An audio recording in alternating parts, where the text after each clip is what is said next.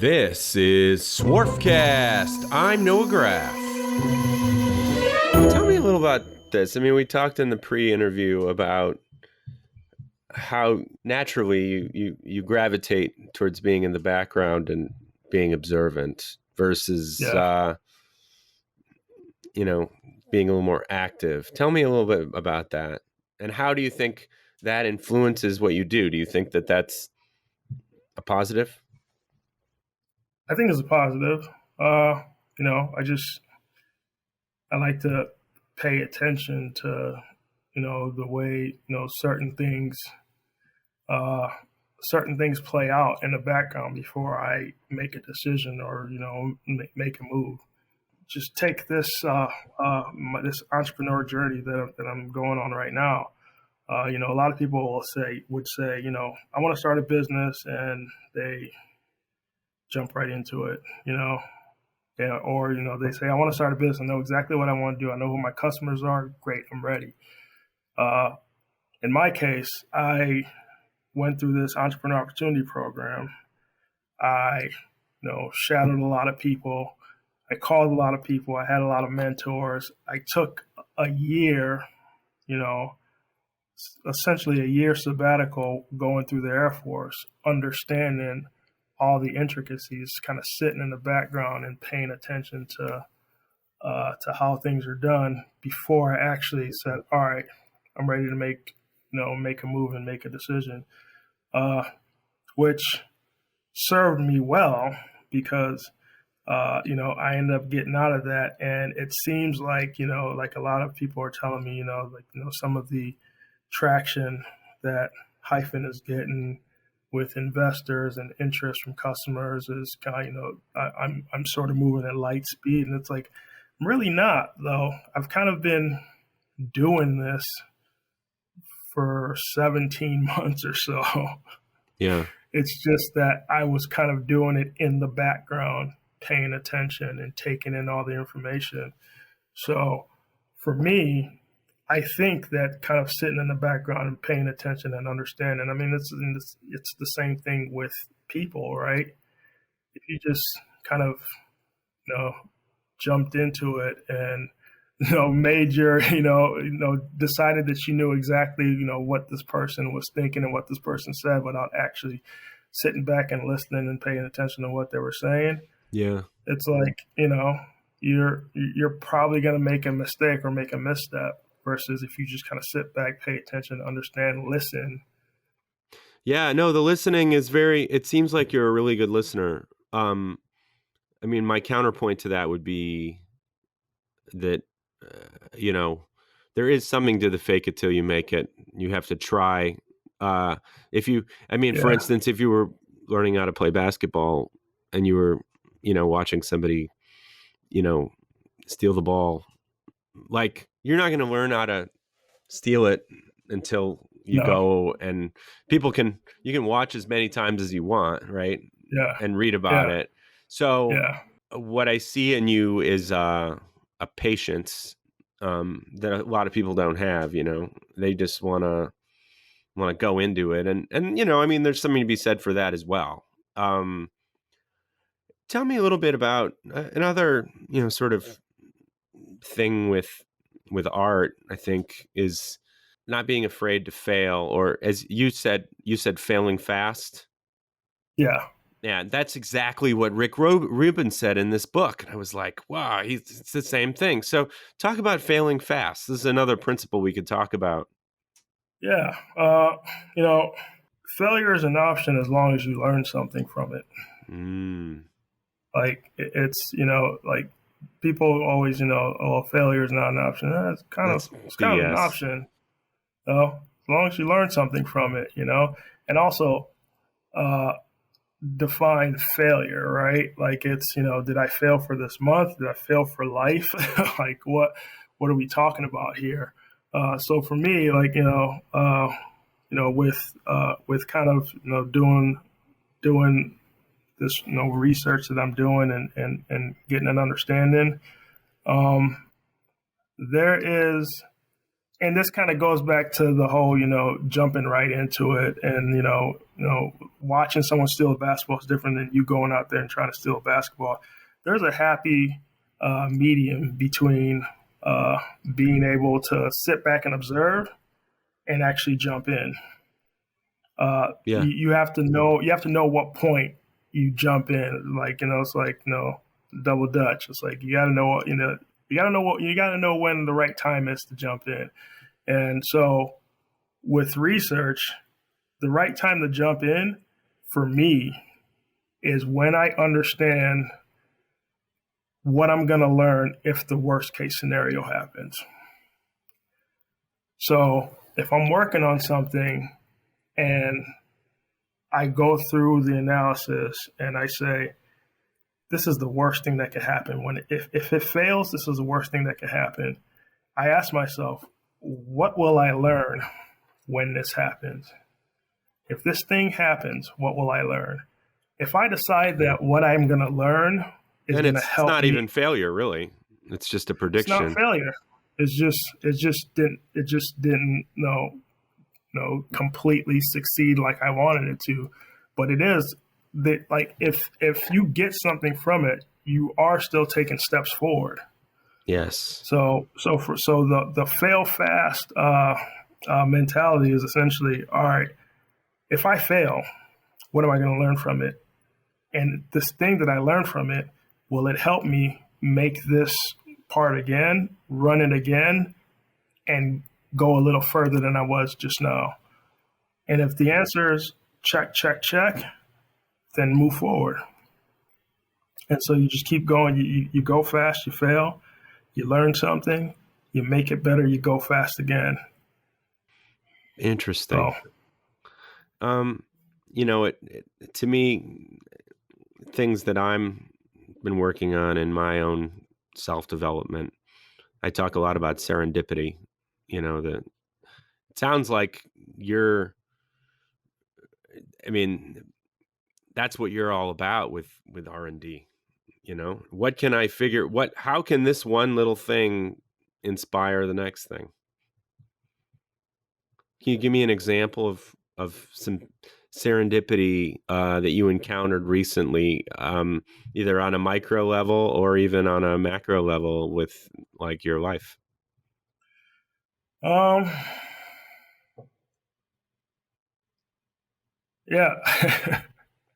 How did serendipity? How was serendipity affecting you yesterday? I'm sure you have something that happened yesterday. Serendipity. So one situation of serendipity is, as I was, so I've got investors who've invested in me, and that's impressive. Taking time to believe in what I'm doing, and we had a plan moving forward, which was to move into a facility, renovate the facility, get it ready for staying in there, and it turned out that it was going to take a lot of renovation, and I had been working from home, and so one of the investors just so happened to have some space.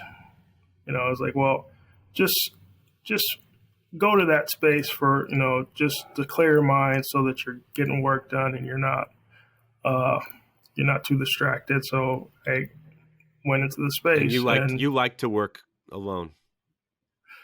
I like to work alone at times. Okay. I do like a collaborative environment, but there are some times that I need a clear mind to work. All right, get back to the story. So you go into the room. So I go into the room. My fault. I interrupted you, but you're good. I go into the room. I start working, and I look around, and I'm like, well, this place doesn't need any renovation. I go out to the shop floor. I'm like, this place has all the power that I need when I eventually buy equipment.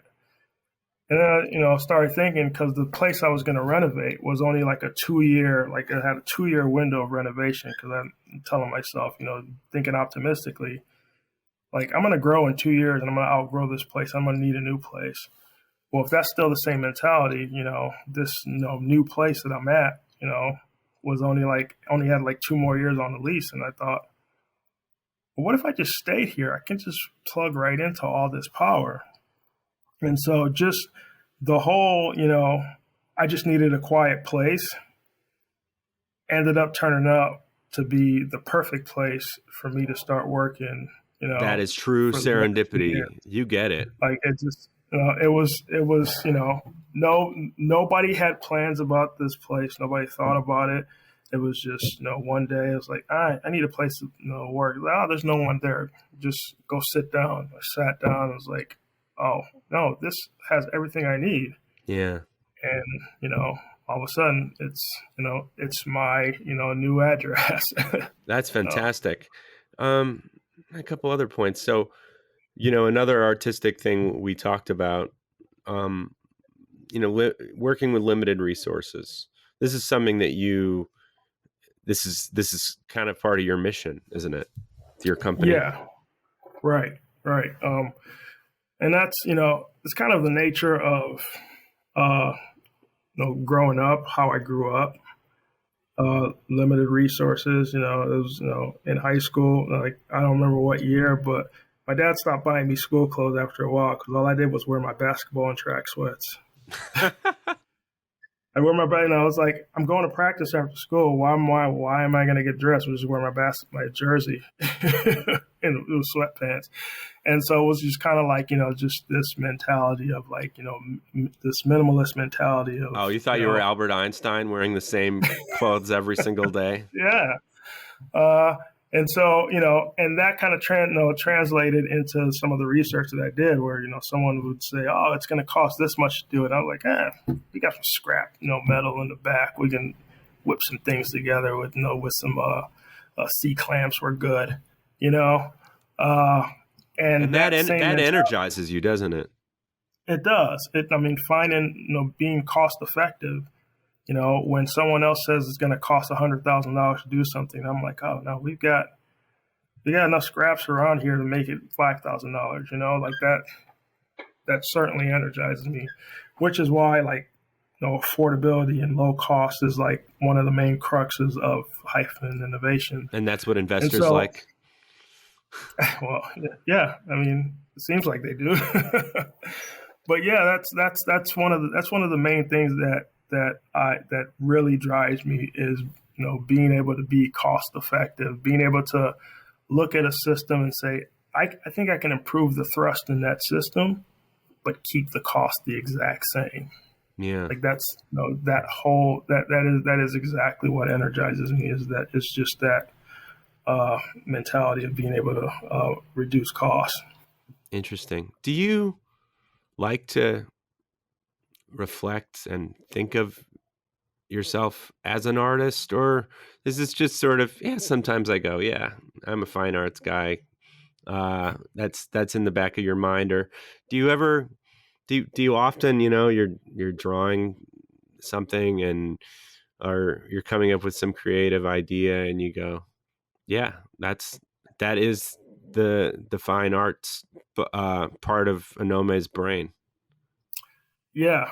A lot of times. So you are like reflecting, conscious of this.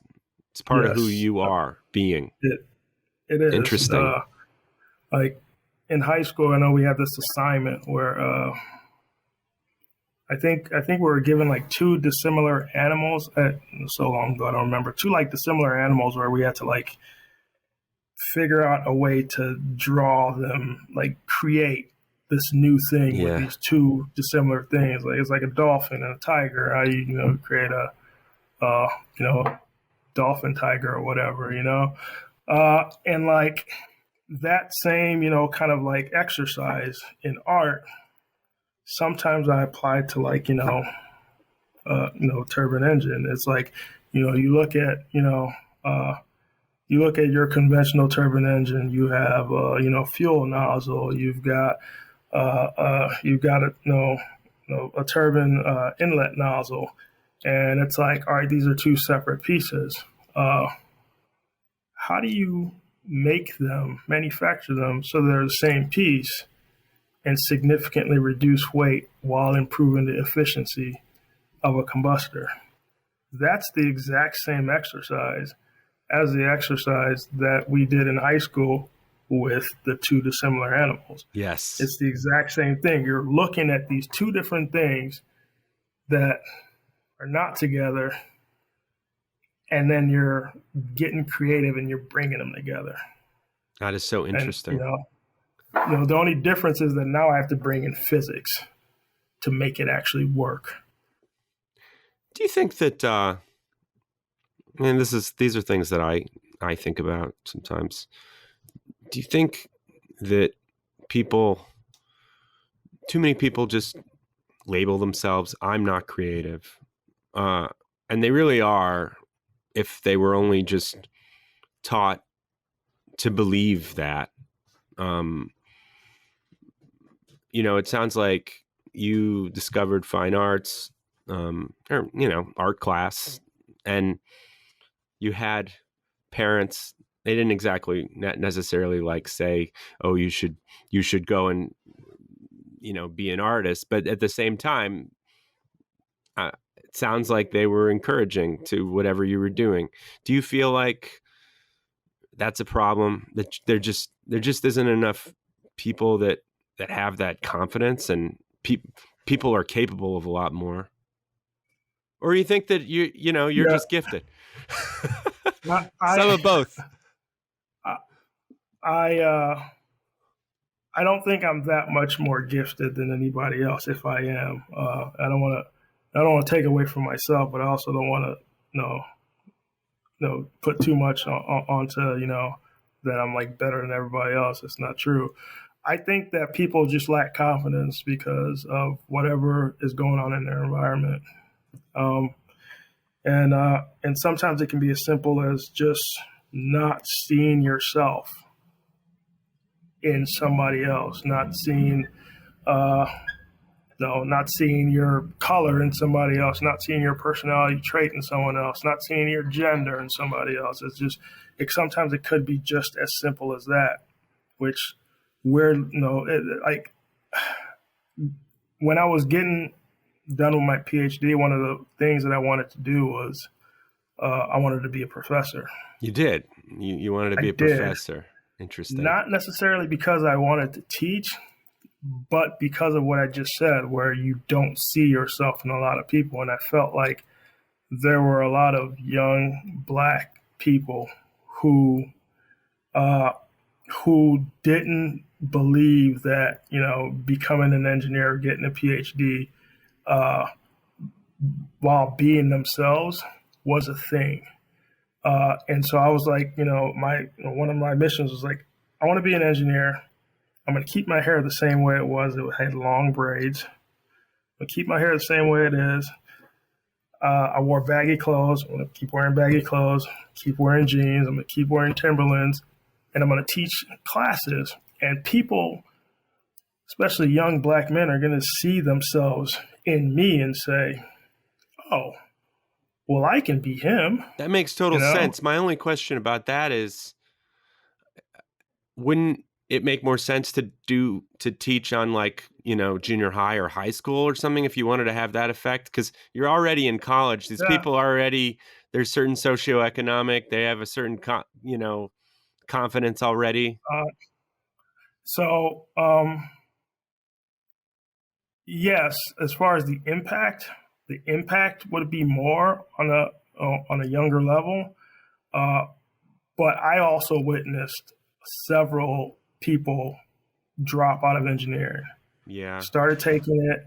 You don't see you don't see the tree through the forest, and all of a sudden it's like, well, I don't want to do this. I can't do this, and then you finish and you're done. Versus, if somebody actually sees somebody like me teaching classes, that's at least, one data point I where think they're you're, like, and I think you're I right, see that. because there's so many people that just go to college and they're just they're going for the piece of paper.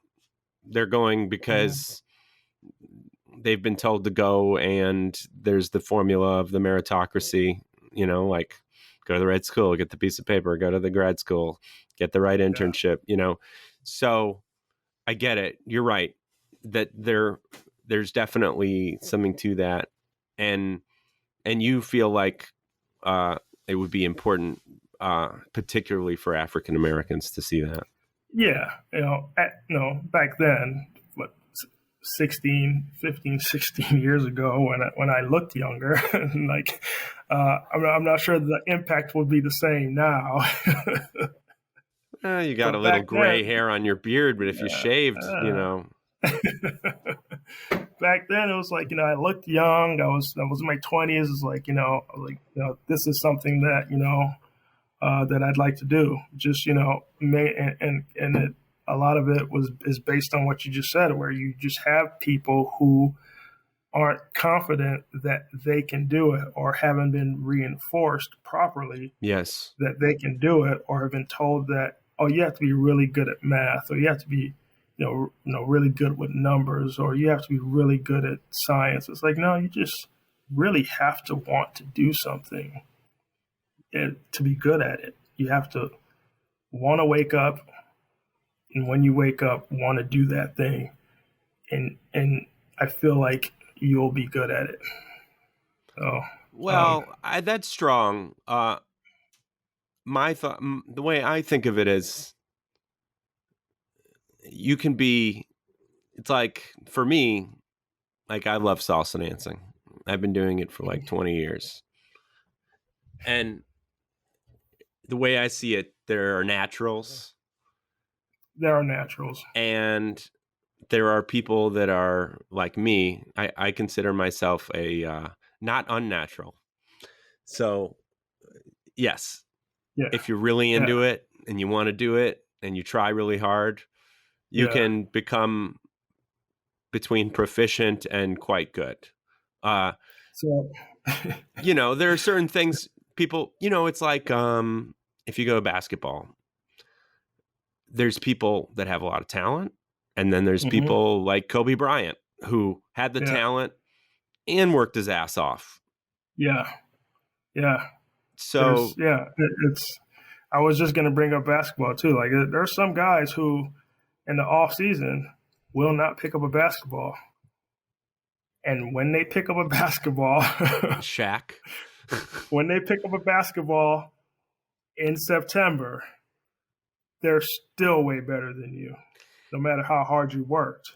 you know, So there are some people who are just way more talented. So what that brings into play is efficiency, not necessarily good.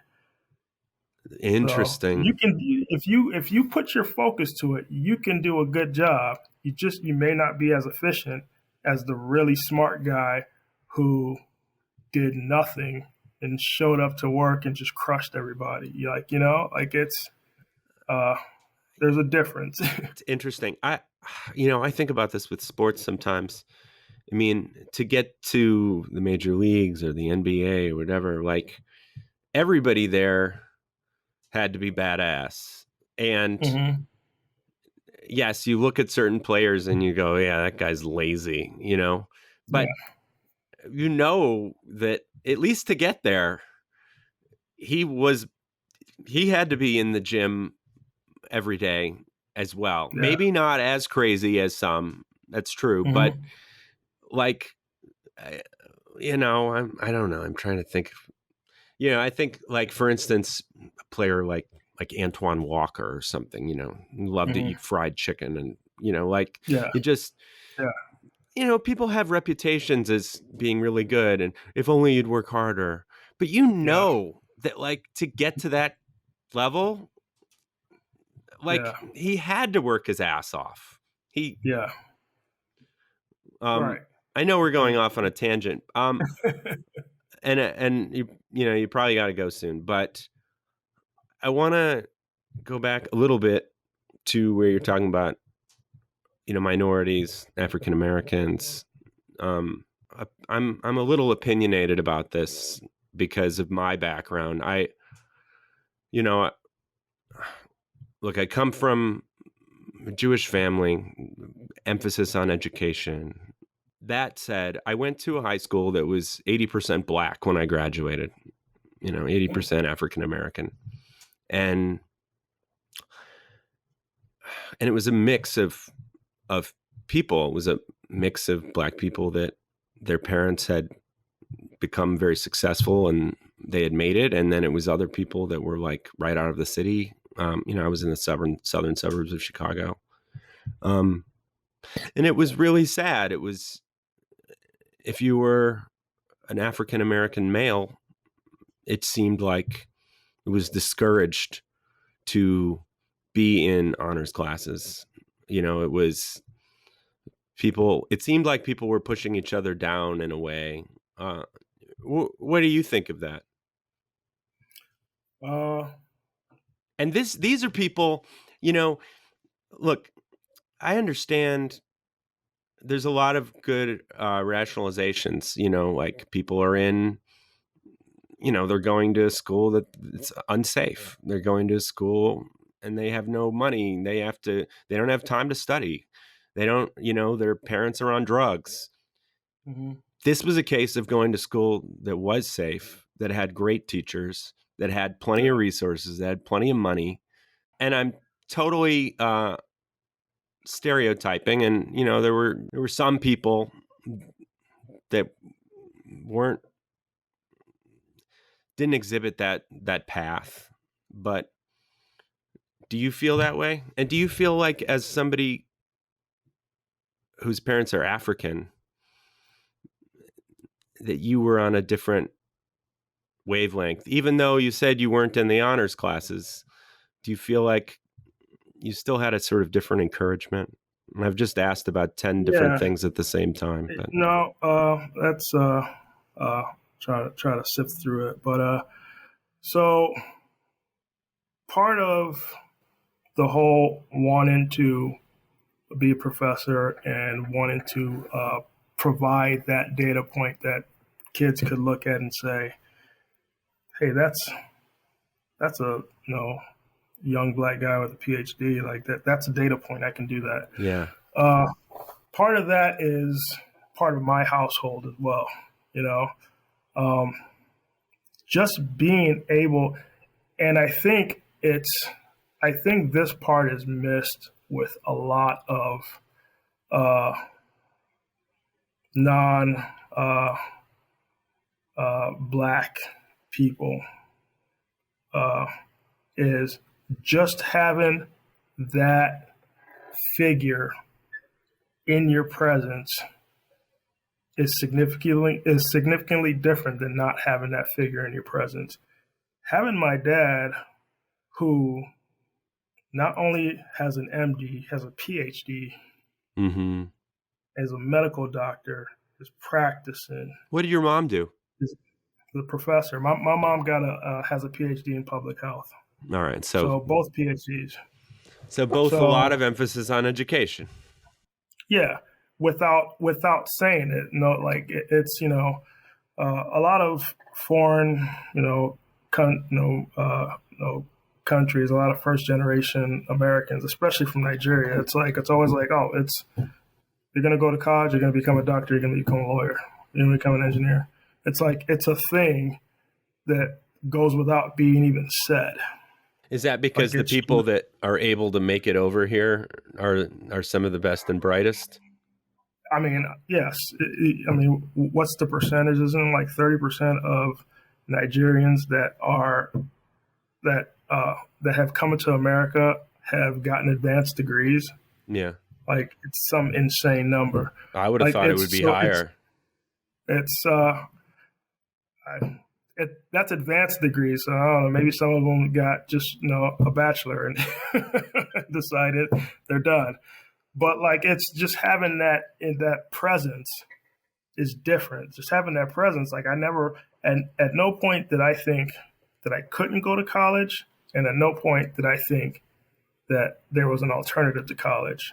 Like it What just, was the demographics like at your high school? uh, it was a high percentage of black uh, people, but probably in like the 20s. versus, a lot of 20, like, 20, 20% African American. yeah, Oh, that's like, not a high. That's not a high percentage to me. well, to you, no, but like in most places, inner city, 90-something%, suburbs, 2. It's a huge discrepancy in most places. Like here in Ohio, like there's not that level of mixture. And the reason that there was that level of mixture in my high school is because a lot of us were like first generation.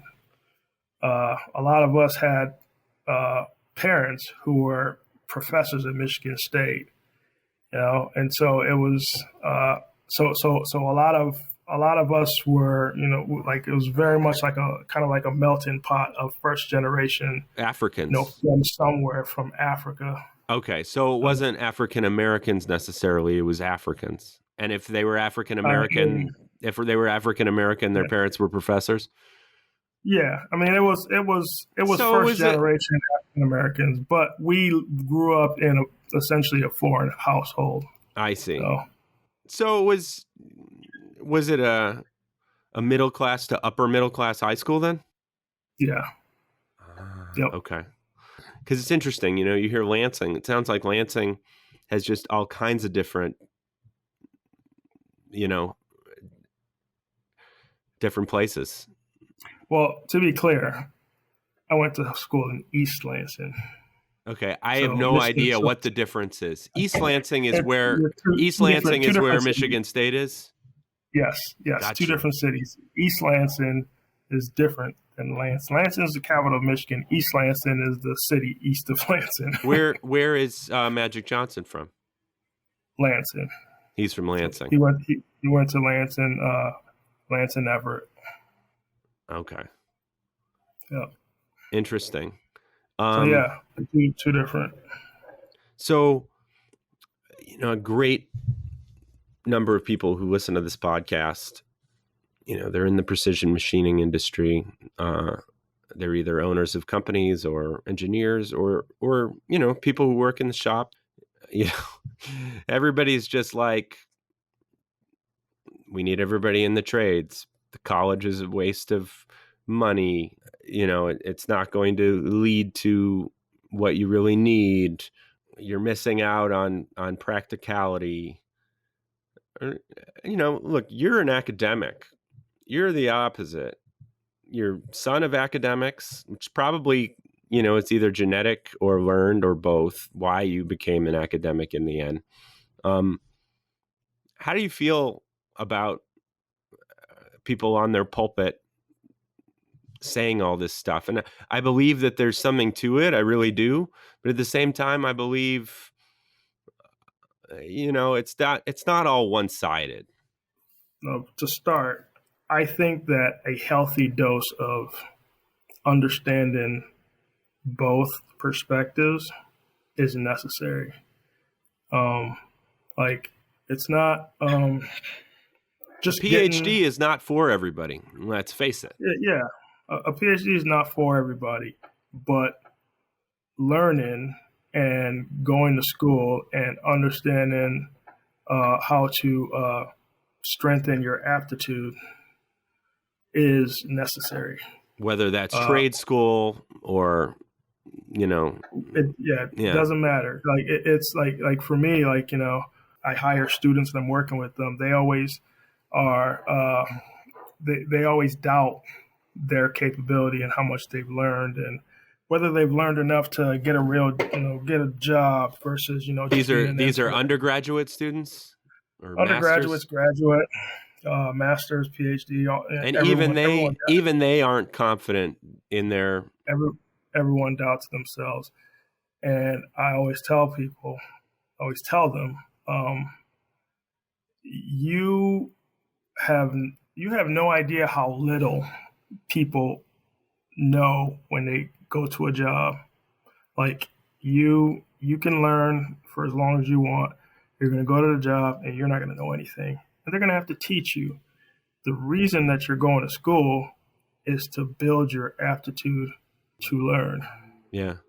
Like Ah, it's you're gonna leave school. You're not gonna remember everything from those books. I've got tons of books here that I have to read every day because I don't remember any of the stuff that I learned in school. It's like it's just you're being taught how to learn so that when you actually get to your job and they have to teach you, you've built some type of system to be able to retain information. See, I Because think every job, the thing about you is though, you're you strike me as an incredibly patient person, and somebody who listens, who's good with chilling off on their own, uh, and not everybody is so patient, uh, and not everybody's taught to be a good listener. But I agree with you. I agree with you that I think it's it's partly just genetic. Unfortunately, I think you are cerebral. You're from two cerebral people. I think that there is something to that, but I also totally agree with there is, you that people just don't have enough confidence in themselves. yeah, and that's and for me, uh, I feel like something like this podcast, something like my entrepreneurial journey. Uh, I feel like it's a data point, hopefully, That to give people people should learn about. confidence Yeah. that you know, if a year and a half ago, I probably would have been reluctant to do something like this, to get on a podcast and speak. But now it's kind of like the more I understand how people can be motivated by something I do, it's like, all right, even though this is not an easy thing for, it's not a natural thing, I should say. It's not a natural thing for me to get on the podcast and start talking, but I also understand how this can motivate the next person. I think I'm gonna only just gonna beat this horse one more time. My dad. I work with my dad. He blogs. We both, sometimes he helps on the podcast. He's not afraid to speak his mind and say some controversial things. And as you know, I mean, his neighborhood is probably 90% black. It's one of the more wealthy black neighborhoods in the country, but whatever that means. Um, and he wrote a blog yesterday about he was inspired by LeBron breaking the record and said, you know, there's so some of the high schools out here, they're predominantly black, and both have spent a lot of money recently building gyms. Rather than I don't know. I don't know what else they could have spent money on. Maybe they could have spent money on technology, or maybe they already have plenty of technology. I don't know. But my dad brought up the fact that he's like, look, my dad's as big a sports fan as anybody, and he thinks LeBron is fantastic. But he says, is it doing a disservice for African Americans that, like, these are the role models they have, these are the role models that are in the spotlight, and so this is what they see as a path uh to success. um how do you feel about that? Do you think, I mean, it's nothing that LeBron, if anything, is, I mean, he's very, it's so ironic, he only went to high school, yet he's one of the more well-spoken, seemingly educated people in the NBA. So, and you can't criticize him, but I don't know. Do you feel like, and I don't know what anybody can do about it, do you feel like it's sort of a pity that they're the role models, aside from Charles Barkley, of course?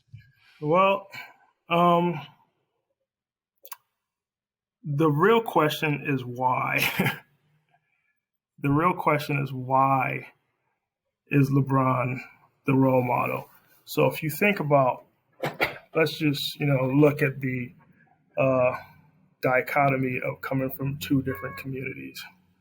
When you think about uh, role models or influential uh, white people, people talk Jeff Bezos, they talk Elon Musk, they talk wealthy, they talk power, as they should. Larry Page, Mark Zuckerberg, Yeah, great. yeah, they're. I don't know if they're Uh, the best role models either, but I don't know. I don't know if they are, but if you ask kids, they're they successful. Yes. they're successful, and success kind of creates this, you know, like that's who kids kind of gravitate to because of their success. Um, and if you look at black people, they're all from sports and entertainment.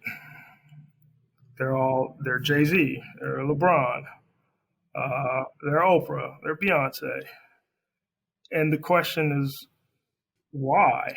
Or they're Bill Cosby, who preached education and literacy. I mean, he preached education, but he's an entertainer. Yes. So all these all black role models are sports and entertainment, and the question becomes why. And the why is, I think, the problem that there's not enough people asking, and there's not enough people trying to solve. Uh, So there needs, but it sounds like what you're saying though maybe is that there needs to be a black Mark Zuckerberg, even though Mark Zuckerberg shouldn't be the person to aspire to. At least you're saying if there was a billionaire, uh, smart black guy, in the spotlight that would set a certain example. Somebody it would. that wasn't Kanye. Like It's different, yeah. and you think about where uh, how all these powerful, successful, wealthy individuals got to where they were is either investment through friends and family, or they took over a family business and expanded on it. Who in particular? So like uh, Mark Zuckerberg, that's being that's friends and family right How is there. that The friends and investment. family? God, why am I forgetting? Is his name the Eduardo S? I can't remember his name, Yeah, but the he co-founder. that yeah, he came from. He had a wealthy connection, so I see what you're it's saying. like so you look at it. It's like, all right, friends and family. There's between there's a short degree of separation between friends and family that can kind of help support them. Right. When you look at the black community, when you look at friends and family, by default, their friends and family are mostly black. Well, if the wealth disparity between white people and black people is 10x, then it looks like black people have less support to be able to even become a Mark Zuckerberg. Do you feel like people prejudge you in your field, in your academic field, being that Yeah. you're how do you feel like they're judging you? Um, I don't. The thing is, I don't know why they're judging me, and I don't try to pay enough attention to want to know why. Yeah. Because sometimes, people could be judging me just because I'm tall. It's like, he's tall. He's probably an athlete or something. How's he here? He can't be smart enough to be here. You know, or it could be He's only in this the college because he's playing basketball. yeah, or it could be the even worse thing where you know, he's black and he shouldn't be here. Whatever the case is, I don't know, and I don't want to. It's not something that I investigate to try to figure out which it is.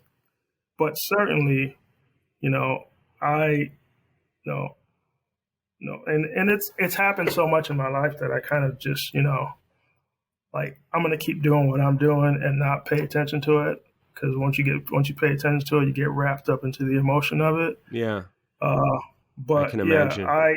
I've noticed it in every room. Every time I've walked into a classroom, where it's like, what is he doing here? You know, every time I walked into a meeting, what is he doing here? It doesn't happen as often Or now because a lot he's of times, brilliant and he's black. yeah, no, yeah, it's now it's a lot of people that I work with have known me for a while, so it's not it's a normal thing these days. It's or it's more normal, I should say. But growing up, college, high school, um, it, everyone just assumes something, and I don't care enough to try to decipher what they assume. Yeah. Well, Onome, this is a fantastic interview. I'm probably gonna make a double interview out of it. Thank you so much. I know we did a long pre-interview too, and this kicks ass. So thanks a lot. Yeah, yeah. Thanks for having me. Yeah, have a good one. Bye.